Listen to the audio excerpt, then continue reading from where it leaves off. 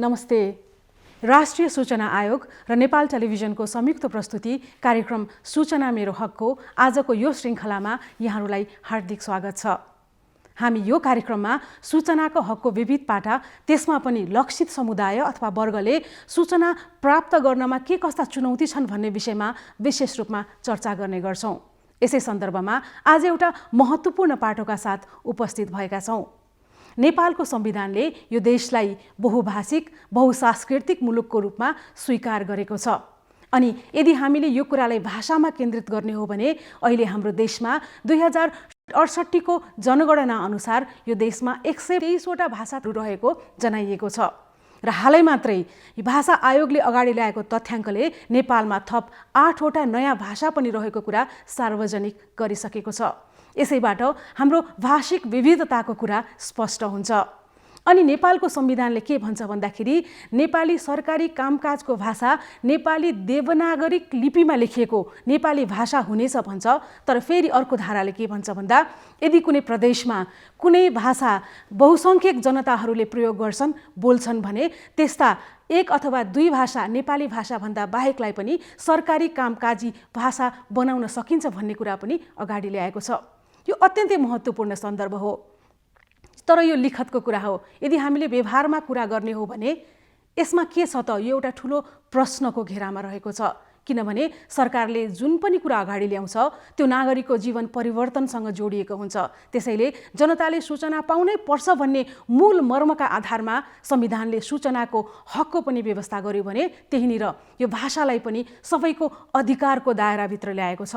अब यसै सन्दर्भमा आजको कार्यक्रममा हामी यो राज्यले प्रदान गर्ने सूचनाहरू कति समावेशी छन्, संविधानको यो मर्मलाई हाम्रा प्रदेशहरूले कति हदसम्म आत्मसात गर्न सकिरहेका छन् र यसको लक्षित समूहमा कस्तो प्रभाव परिरहेको छ, यो महत्त्वपूर्ण विषयमा आज हामी चर्चा गर्ने प्रयास गर्नेछौँ। र यो चर्चामा आज हामीसँग अत्यन्तै सान्दर्भिक र महत्त्वपूर्ण व्यक्तित्वहरू स्टुडियोमा हुनुहुन्छ। सबैभन्दा पहिला त हामी उहाँलाई यो कार्यक्रममा स्वागत गर्न चाहन्छौँ। यहाँलाई हाम्रो कार्यक्रममा हार्दिक स्वागत छ। सम्पूर्ण श्रोता दर्शकमा नमस्कार। सबैभन्दा पहिला म मधेसी आयोगका अध्यक्षज्यूबाटै कार्यक्रमलाई सुरु गर्न चाहन्छु। है, आजको दिनमा हाम्रो देशको जनतामा भाषिक विविधता र राज्यले प्रदान गर्ने सूचनाको अवस्था चाहिँ कस्तो देख्नुहुन्छ? राष्ट्रिय रूपमा, सङ्घीय रूपमा जुन सरकारी कामकाजको भाषा नेपाली छ त्यो त एकदम फ्लोरिस गरेको छ, राम्रो छ, त्यसमा समस्या कुनै ठाउँमा देखिया छैन त्यसको लेभलमा। तर प्रादेशिक स्तरमा जुन डिफ्रेन्ट जुन 133वटा भाषाको कुरो आयो त्यसमा मलाई लाग्दैन कसैले अलिकति बामे पनि सरेको छ, कुनै प्रदेशले वा पालिकाहरूले, होइन। यो परिस्थितिमा एक्ज्याक्ट रूपमा छ। अब प्रदेश सरकार र स्थानीय सरकार, जुन स्थानीय सरकार धेरै महत्त्वपूर्ण सरकार हो जसले अझै महत्त्वपूर्णताका साथ काम गर्नुपर्ने, यो भाषाको रूपमा त्यति काम गरेका छैन। र जुन रूपमा हुनुभयो, जुन दायित्व दिएका छन्, अधिकारको हामीले मात्रै कुरा गर्छौँ, त अधिकार सँगसँगै दायित्व जुन छ, हाम्रो कर्तव्य जुन छ, त्यो पुरा नगरेको अवस्थामा प्रदेश लाई पनि देखिएको छ अहिलेसम्म। र स्थानीय सरकारहरूले पनि त्यति राम्रो कुनैले गरेका छ, अलिअलि गरेका छ। तर फेरि उही जुन हो सरकारी कामकाजको भाषा दोस्रो र तेस्रो जुन राखेको छ, दोस्रो र तेस्रो त मलाई लाग्दैन कुनै ठाउँमा 1%, 1%मा पनि कुनै ठाउँमा काम गरेको छ भने मेरो ठम्याएर म जहाँ पनि जाँदाखेरि मेचीदेखि महाकालीसम्मको मेरो अध्ययन, अनुगमन, विश्लेषण, समीक्षा र मूल्याङ्कन मैले यही पाएको छु। म हाम्रो कार्यवाहक अध्यक्ष राष्ट्रिय समावेशी आयोग विष्णु ओझाज्यूसँग कुरा गर्न चाहन्छु। प्रश्न त्यही नै हो। जब संघीयतामा हामी टेक्यौँ, प्रवेश गऱ्यौँ र संघीयतामा मात्रै होइन, हामी अहिले समावेशीकरणको प्रक्रियामा पनि अगाडि बढिरहेका छौँ। भनेपछि यति बेला चाहिँ भाषाहरू चाहिँ अब अहिले हामी विभिन्न मिडियाबाट भाषा सुन्छौँ, होइन। नेवारीबाट स्कुलमै पनि चाहिँ नेवारी भाषा यहाँ मैले सुनेको अनुसारको स्कुलमा पढाइ हुन्छ, नेवारी भाषा पनि बच्चाहरूले सिक्न थालेका छन्, होइन। हामीलाई अहिलेसम्म नेवारी भाषा आउँदैन भनेपछि बच्चाहरूले त अहिले सिक्न थालिसके। अनि अब पढाइ पनि हुने भयो र समाचारहरू पनि र फिल्महरू भयो, विभिन्न चाहिने उहरू न्युजहरू दिँदाखेरि अब तामाङ भाषामा, होइन, अब मधेसी भाषामा, मैथिली भाषामा यो दिइरहेको चाहिँ मैले पाएको छु। र हिजोको भन्दा आज यो भाषाहरूमा सूचनाको जुन हक छ, होइन, त्यो विषयमा चाहिँ उनीहरूले आफ्नो भाषा चाहिँ प्यारो हुँदो रहेछ। त्यसैले गर्दाखेरि आफ्नो भाषामा कुनै पनि समाचार आउँदाखेरि मान्छे अलिकति कान ठाडो बनाएर सुन्छन्। त्यसले गर्दाखेरि यसमा चाहिँ समावेशीकरण भएको मैले चाहिँ देखिरहेको छु। हजुर अध्यक्षज्यू, अब म यहीँनिर एउटा प्रश्न राखौँ है यहाँलाई। कस्तो भन्दा नि यो सञ्चार माध्यमले कसरी लिन्छन् भन्ने कुरा दोस्रो भयो हैन। महत्त्वपूर्ण सवाल भनेको राज्यले प्रवाह गर्ने सूचना कति समावेशी छ। यहाँनिर मैले एउटा थोरै कुरा जोडेँ कि यो अहिले हाम्रो सूचनाको ऐन सम्बन्धी कानुनले स्पष्ट व्यवस्था गरेको छ कि हरेक सार्वजनिक र सरकारी निकायले हरेक 3 महिनामा स्वत प्रकाशन गरिनुपर्छ निर्णयहरू, प्रोएक्टिभ डिस्क्लोजर भन्छ हैन। भन्दा यदि त्यो हेर्ने हो भने यता सरकारी हाम्रो निकायहरूले नै प्रोएक्टिभ डिस्क्लोजरमा एकदम पछाडि भएको तथ्याङ्क एकदम सार्वजनिक छ। त्यहीँनिर त्यो प्रोएक्टिभ डिस्क्लोजर पनि के भाषामा हुन्छ भनेर गर्दा हाम्रो सामान्य अध्ययनले गर्दाखेरि पनि यो एउटै मात्र देवनागरीमा लेखिएको, कतै कतै अङ्ग्रेजी भाषासम्मको बरु प्रयोग भएको होला। तर स्थानीय भाषाको प्रयोगमा प्रश्न चिन्ह लागेको अवस्थामा मैले यहीँनिर संविधानले भनेको, अघि मैले एउटा कुरा यहाँ फेरि मैले स्मरण गराउन चाहेँ कि यो संविधानको धारा 7 ले देवनागरी लिपिमा लेखिने नेपाली भाषा नेपालको सरकारी कामकाजको भाषा हुनेछ भन्छ।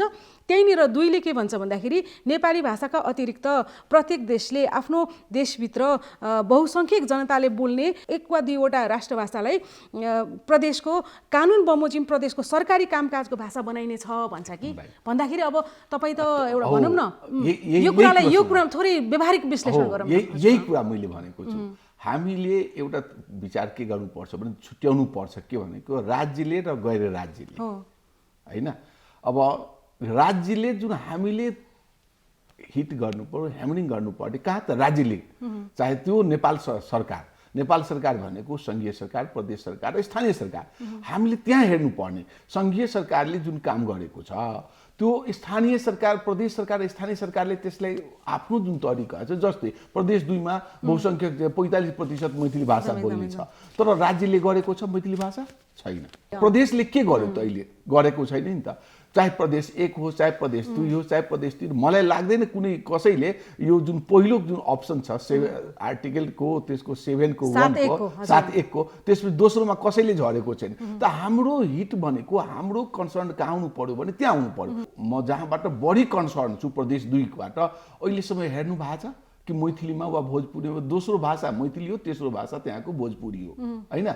अनि भोजपुरी हो भने न मैथिलीमा प्रदेश सरकारले काम सुरु गरेको छ न भोजपुरीमा काम सुरु गरेको छ। यो परिस्थिति छ। स्थानीय सरकारले पनि जति सूचना दिएका छन् त्यो केमा दिन्छन् प्राय त उसले के गर्छ भने त्यो एउटै भाषामा जुन छ उसले माथिबाट नै लेख। यसको कारण पनि हामी गरौँला एक किसिमको कुरा जस्तो यो परिस्थिति हामीले देखेका छौँ। यो भाषाको कुरामा मैले एउटा अध्ययनलाई थोरै हेर्ने प्रयास गरेको थिएँ।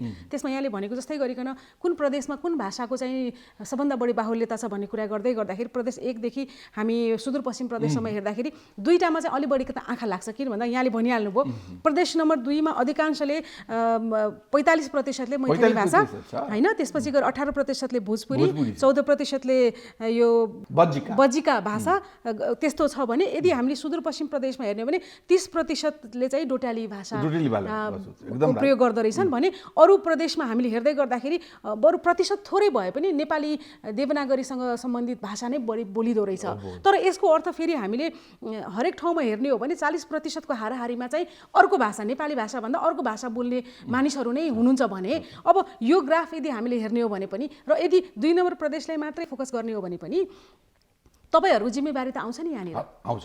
जस्तो तपाईको आयोगले यो कुरालाई आजसम्म यसलाई मैले त्यही कुरा मैले भन्दै थिएँ कि मैले यी कुरालाई हाम्रो काम के छ भने पहिले यी आयोगहरूको काम के छ। जस्तै मेरो आयोग जुन हो म जुन आयोगको अध्यक्षमा छु मधेसी आयोगको के छ भने नम्बर 1 मा छ जहाँ नीति सम्बन्धी कानुन सम्बन्धी केही समस्या छ नेपाल सरकारले सिफारिस गर्ने हैन। दोस्रो के छ अध्ययन अनुसन्धान गरेर दिने सिफारिस गर्ने र त्यसपछि अलिकति चेतनाका सम्बन्धमा पनि चेतनामूलक गर्ने। यो 3वटा मुख्य रूपमा काम रहेको छ। अब हजुरले हामीले यो आयोगले 2टा वार्षिक प्रतिवेदन दोस्रो वार्षिक प्रतिवेदन हामीले पेश गरिसक्यौं सम्माननीय राष्ट्रपतिज्यूमा। 2टै प्रतिवेदनमा हामीले यो कुरा उठाइदिएका छौं कि भाषा जुन हो कारण के हो भने त्यहाँ स्थलगत रूपमा जाँदाखेरि अब गाउँका मान्छेले त्यहाँ आयो भने शहरमा अथवा गाउँपालिकामा गयो भने उसलाई मैथिली बाहेक वा आफ्नो मातृभाषा बाहेक अर्को आउँदैन। अब उसले एउटा दोभाषीले लिएर आउनुपर्छ।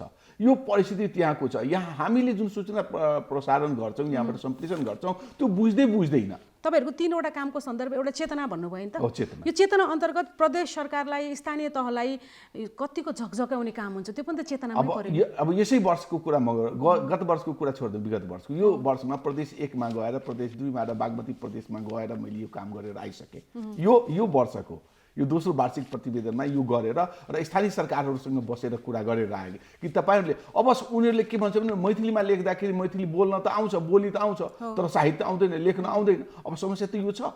केही पालिकाहरूले गर्छन् केही कुराहरू, तर उसलाई पनि सजिलो के हुन्छ भने त्यो जुन हो सङ्घीय सरकारले प्रयोग गर्ने जुन भाषा छ उसले सजिलो हुन्छ, र त्यही कुरा उसले गर्छ, कपी पेस्ट गर्छ र त्यसैले अगाडि बढाउँछ।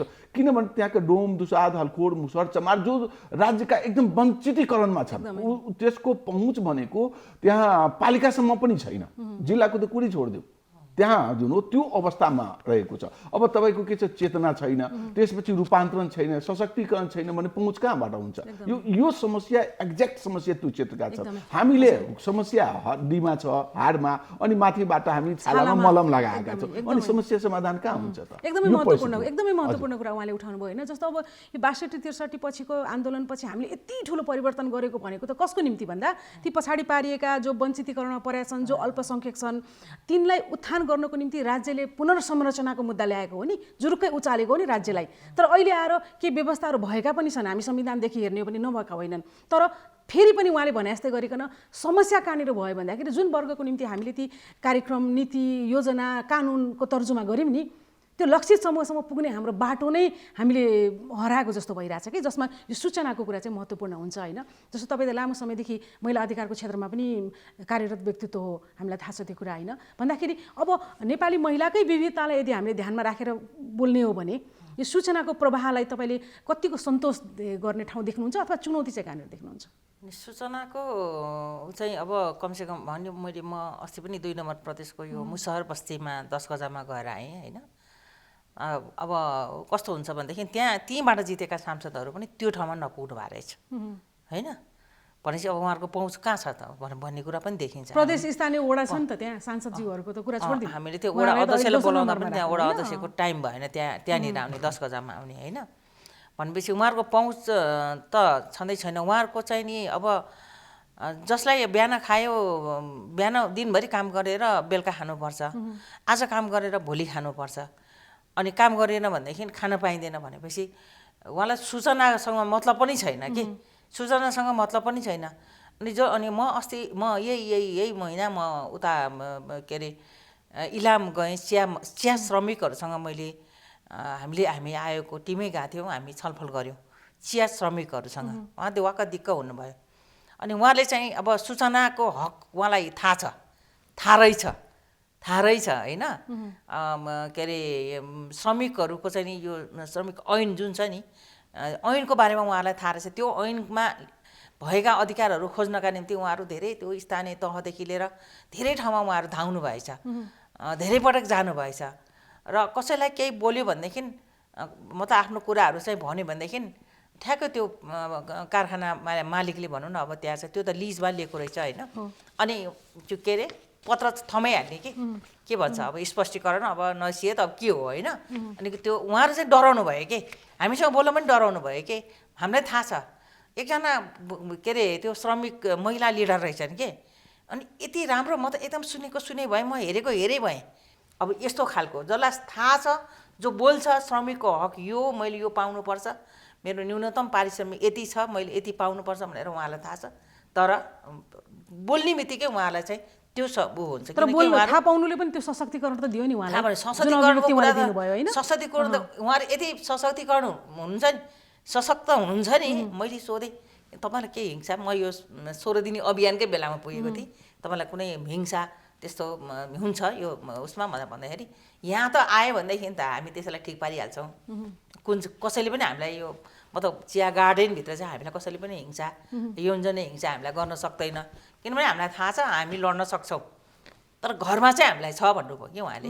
हजुर एकैछिनमा आउनु डाक्टर विजय कुमार, एउटा कुरा मलाई यहाँसँग गर्नु मन लाग्यो। जस्तो यहाँ त अब विगत हेर्ने पनि प्रोफेसर होइन, अङ्ग्रेजीको विद्वान भनौँ, डक्टर PhD नै गर्नुभएको व्यक्तित्व र शिक्षाको कुरा उठाउनु भयो यहाँले कि सूचना पुर्याउँदाखेरि त्यही भाषा लिपिमा पठाए तापनि पढ्न सक्ने सन्दर्भ यहाँले महत्त्वपूर्ण कुरा उठाउनु भयो। र राज्यले प्रदान गरेको सुविधा उपभोग गर्दै त्यो वर्गलाई उठाउनको निम्ति दुईटा महत्त्वपूर्ण कुरा हुँदो रहेछ। एउटा त शिक्षाको जग, त्यो भनेको लामो बाटो। अबको 20 वर्षपछिको नेपाल के हुने भन्ने कुरा आज शिक्षामा लगानी गर्ने हो। तर अहिले नै भएका मान्छेको जीवनस्तर उठाउनको निम्ति त शिक्षा भनेर बस्यौँ भने त 20 वर्षसम्म दुईटा पुस्ताले त दुःख पाउने भयो एकैछिन। यहाँनिर मैले एउटा अर्कै कुरा राख्न खोजेको कस्तो भन्दाखेरि नि, जस्तो अहिले राज्यले सूचना प्रवाह गर्दाखेरि एउटा सानो मैले उदाहरण दिएर कुरा गर्न चाहे कि दलित वर्गको सीमान्तकृतलाई, उनका सन्तानलाई, उनका छोरीलाई यति छात्रवृत्ति यस्तो किसिमको व्यवस्था छ भने राज्यले गरेको छ। तर यहाँले भने जस्तै गरिकन शिक्षाको अभावले गर्दाखेरि उहाँले पढ्न सक्नुहुन्न। तर अब तपाईँलाई लाग्दैन कि अहिले राज्यले प्रदान गर्ने जुन सूचनाका सन्दर्भहरू छन्, आज हामीले भाषामा विविधता हुनुपर्छ भन्दै गर्दा यो माध्यममा पनि विविधता हुनुपर्छ? किन चाहियो वेबसाइट? जस्तो अहिले प्रोएक्टिभ डिस्क्लोजर गर्ने भनेको अधिकांश सरकारी र सार्वजनिक कार्यालयहरूले गर्ने भनेको वेबसाइटमा राख्नुहुन्छ क्या। कति प्रतिशत नेपाली जसको आज हामी कुरा गरिरहेछौँ तिनले वेबसाइट खोलेर हेर्न सक्ने हैसियत कतिको छ? होइन, हैसियत भनेर मैले सिङ्गल कोटमा राखेँ। कतिजनाको छ भन्दाखेरि जस्तो राज्यको यो किन यस्तो मानसिकता होला कि जस्तो भनौँ न कसको लागि गरेको तर कसरी गरेको भने जस्तो कुरामा चाहिँ तपाईँको कुरा यो एउटा सुरुवात भएको छ होइन। सुरुवात राम्रो छ, बिगिनिङ राम्रो छ, खराब छैन। तर के हुनु पर्यो जुन स्पिड तपाईँले जुन पृष्ठभूमिमा अलिकति कुरो उठाउनु भएको छ अहिले कि यो 20 वर्ष किन 20 वर्ष लाग्छ शिक्षामा? Short term, very short term, long term, हो। मेरो भनाइ त्यो हो। तपाईँले भाषा उसले आउँदैन त भाषा उसले सामान्य लेख पढ्को लागि त्यो सम्बन्धित भाषामा उसलाई त किन 6 महिनामा सिकाइन्छ नि त? होइन नि, एउटा कुरा नि सुन्नु न सर, एउटा कुरा 70 वर्षको ज्येष्ठ नागरिकले वृद्ध मैले ज्येष्ठ नागरिक भत्ता पाउँछु भन्ने कुरा उसले जुन राज्यले प्रदान गरेको भत्ताको जुन एउटा सूचना छ त्यो पाउनको निम्ति उसले पढ्न जरुरी छैन नि।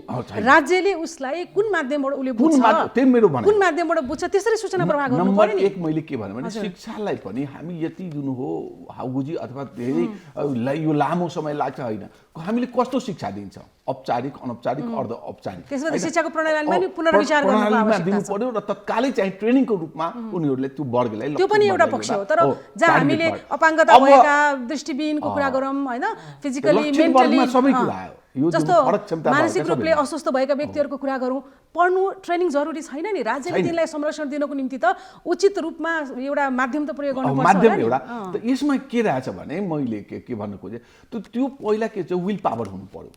त्यो जुन प्रदेश सरकार र स्थानीय सरकारको विल पावर हुनु पर्यो।